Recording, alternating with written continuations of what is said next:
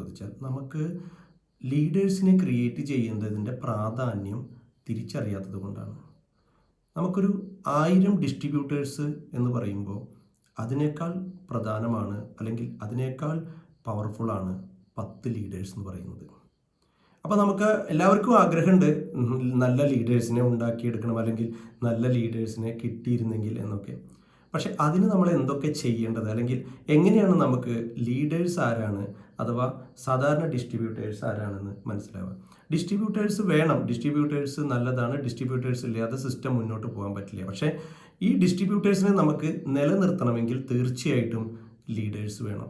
ഉദാഹരണത്തിന് ഒരു സൈന്യമാണെങ്കിൽ പോലും ആ സൈന്യത്തിന് ഒരുപാട് പട്ടാളക്കാരുണ്ട്, പക്ഷേ അവരെ കമാൻഡ് ചെയ്യാനുള്ള ഉത്തരവാദിത്തപ്പെട്ട കേണൽമാരോ അതല്ലെങ്കിൽ ബ്രിഗേഡിയർമാരോ അതല്ലെങ്കിൽ അങ്ങനെ വരുന്ന ആ ഒരു ഓരോ റെജിമെൻ്റ് കൺട്രോൾ ചെയ്യാനുള്ള ഒരു നേതൃത്വമില്ലെങ്കിൽ ആ സൈന്യത്തിന് എങ്ങനെ എവിടെ യുദ്ധം ചെയ്യണം, എങ്ങനെ യുദ്ധം ചെയ്യണം എന്ന് അറിയില്ല. അപ്പോൾ പലപ്പോഴും നമ്മൾ ഫോക്കസ് ചെയ്യുമ്പോൾ ചിലപ്പോൾ പറയാറുണ്ട് നമ്മൾ മീറ്റിങ്ങിന് ആളുകൾ കിട്ടുന്നില്ല, മീറ്റിങ്ങിന് വരുന്നില്ല. എന്തുകൊണ്ടാണ് ഇങ്ങനെയൊക്കെ സംഭവിക്കുന്നത്? അതായത് നമ്മൾ എത്രമാത്രം നമ്മളുടെ ടീമിലെ ലീഡേഴ്സ് ഉണ്ട് എന്നതിനെ ഡിപ്പെൻഡ് ചെയ്തിരിക്കും. ലീഡേഴ്സ് എന്താ ചെയ്യുക, അവരുടെ എന്തൊക്കെ വന്നു കഴിഞ്ഞാലും അവർ ഈ പറയുന്ന കാര്യങ്ങളൊക്കെ കൃത്യമായിട്ട് ഫോക്കസ് ചെയ്ത് അവരുടെ നോളജ് വർദ്ധിപ്പിക്കുന്നു. മാത്രമല്ല അവർക്കൊരു പ്രത്യേകത ഉണ്ട്. സാധാരണഗതിയിൽ ഒരു 3 തരത്തിലുള്ള ആളുകളെയാണ് നമുക്ക് കാണാൻ പറ്റുക. ഒന്ന്, നമ്മൾ സാധാരണ ആളുകൾ, അവരെ സംബന്ധിച്ച് എന്താണ് അവർ പറയുന്നത്, എന്താ ചെയ്യുക, ഐ വിൽ ട്രൈ, അല്ലെങ്കിൽ ഞാൻ എൻ്റെ ബെസ്റ്റ്, ഞാൻ ശ്രമിക്കും. ഈ ശ്രമിക്കും എന്ന് പറയുന്ന ആളുകൾ അവർ ശ്രമിച്ചുകൊണ്ടിരിക്കും. അവർക്ക് ശ്രമിക്കുമ്പോൾ എന്തെങ്കിലുമൊക്കെ കിട്ടിയാൽ അവർ ഹാപ്പി. അതല്ലെങ്കിൽ അവരെന്താണ്, they will quit the business, അവർ അത് വിട്ടിട്ട് പോകും. അവരാണ് ഈ ശ്രമിക്കുന്ന ആളുകൾ.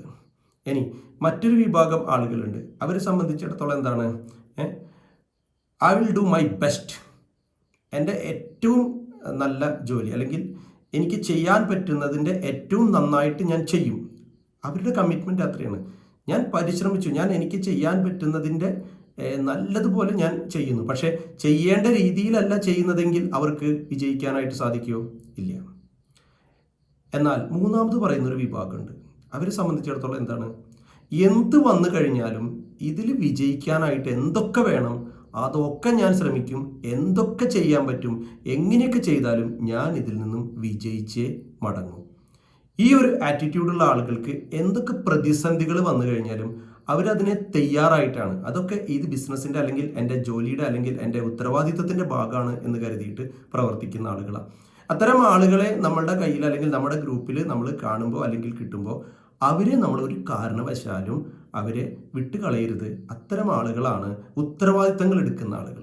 അപ്പോൾ ശരിക്കും പറഞ്ഞു കഴിഞ്ഞാൽ നമ്മളൊരു ലീഡർ എന്നൊക്കെ പറഞ്ഞാൽ എന്തൊക്കെ ക്വാളിറ്റികൾ നമ്മൾ പറയും. ഏറ്റവും പ്രധാനപ്പെട്ടതാണ് ഈ മറ്റുള്ളവരെ എൻകറേജ് ചെയ്യുന്ന, അതായത് മറ്റുള്ളവരെ പ്രോത്സാഹിപ്പിക്കാനുള്ള കഴിവ് ഒരു ലീഡർക്ക് ഉണ്ടായിരിക്കും. അല്ലെങ്കിൽ അത്തരം ആളുകൾ ഇനി കോച്ചബിളായിട്ട്, അതായത് നമ്മൾ പറഞ്ഞു കൊടുക്കുന്ന കാര്യങ്ങൾ അവർക്കത് മനസ്സിലാക്കാനും അവർക്ക് ആവശ്യമാണ്. നിങ്ങൾ പറയുന്നത് ശരിയാണ്, എനിക്കിത് മനസ്സിലാക്കാം. മറ്റെന്താണ്, എനിക്കൊക്കെ അറിയാം, എന്നോടൊന്നും പറയേണ്ട ആവശ്യമില്ല, എനിക്ക് മീറ്റിംഗ് അറ്റൻഡ് ചെയ്യേണ്ട ആവശ്യമില്ല, എന്നോട് മറ്റു കാര്യങ്ങൾ ചോദിക്കേണ്ട, ഞാൻ അങ്ങോട്ട് ബിസിനസ് തരുന്നില്ലേ. ഇതൊന്നും ഒരു ലീഡറുടെ ലക്ഷണമല്ല. Leader always be coachable. ഇനി എന്താണ്, ഒരു നല്ല ആശയവിനിമയം ചെയ്യാനുള്ള കഴിവ് ഒരു ലീഡർ എന്ന് പറഞ്ഞു കഴിഞ്ഞാൽ തീർച്ചയായിട്ടും കമ്മ്യൂണിക്കേഷൻ സ്കില്ല്, കാര്യങ്ങൾ പറഞ്ഞാൽ മനസ്സിലാക്കാനും അതുപോലെ പറഞ്ഞു തരാനുള്ളൊരു കഴിവ് ഒരു ലീഡർക്ക് ഉണ്ടായിരിക്കും. ഇനി മാത്രമല്ല, ലീഡർ എന്ന് പറഞ്ഞു കഴിഞ്ഞാൽ അവരെ സംബന്ധിച്ചിടത്തോളം അവർക്കൊരു കൃത്യമായിട്ടുള്ളൊരു വിഷൻ ഉണ്ടായിരിക്കും. ഞാനിപ്പോൾ ഇത്രയൊക്കെ കഷ്ടപ്പെട്ട് കഴിഞ്ഞാലും ഞാൻ എത്താൻ പോകുന്നത് നല്ലൊരു കാര്യത്തിലേക്ക് വേണ്ടിയിട്ടാണ്. അപ്പോൾ ഞാൻ നേടാൻ പോകുന്നത് എന്താണെന്നതിനെക്കുറിച്ച് അവർക്ക് ഒരു വിഷൻ ഉണ്ടായിരിക്കും. ഇനി മാത്രമല്ല, അവരെ സംബന്ധിച്ചിടത്തോളം അവർ അറിവുണ്ടാക്കുന്നത് അവർക്ക് വിജയിക്കാനാണെന്നുള്ള പൂർണ്ണ ബോധ്യം ഉണ്ടായിരിക്കും. എത്രമാത്രം എനിക്ക് അറിവ് കിട്ടുന്നു അത്രമാത്രം ഞാൻ എൻ്റെ വിജയം എന്തായാലും എനിക്ക് ഉണ്ടാക്കിയെടുക്കും. അങ്ങനെയുള്ളൊരു മൈൻഡ് സെറ്റുള്ള ആളുകൾ, ഇതെല്ലാം ഉണ്ടെങ്കിലും അതൊക്കെ ആ ഉത്തരവാദിത്തങ്ങളൊക്കെ എടുത്ത് ഒരു ഇറങ്ങാൻ തയ്യാറാവുന്ന ആളുകൾ, വെറുതെ പ്ലാനിങ് മാത്രമല്ല ആക്ഷനും കൂടി ഇറങ്ങാൻ തയ്യാറാവുന്ന ആളുകൾ, ഇത്തരത്തിലുള്ള ആളുകളൊക്കെ നമ്മളുടെ ഗ്രൂപ്പിൽ ഉണ്ടാക്കിയെടുക്കണം. മാത്രമല്ല, ഇത്തരം ആളുകളെ അല്ലെങ്കിൽ ഇത്തരം മൈൻഡ് സെറ്റുള്ള ആളുകളെയാണ് നിങ്ങൾ യഥാർത്ഥത്തിൽ നെറ്റ്വർക്ക് മാർക്കറ്റിങ്ങിൽ ഫോക്കസ് ചെയ്ത് വളർത്തേണ്ടത്. അപ്പോൾ ഇനിയും നമുക്ക് പുതിയ കാര്യങ്ങൾ, ചെറിയ കാര്യങ്ങളൊക്കെ മനസ്സിലാക്കിയിട്ട് ഒരു നല്ല ടീമിനെ സിസ്റ്റമാറ്റിക്കായിട്ട് വളർത്താം. Thank you.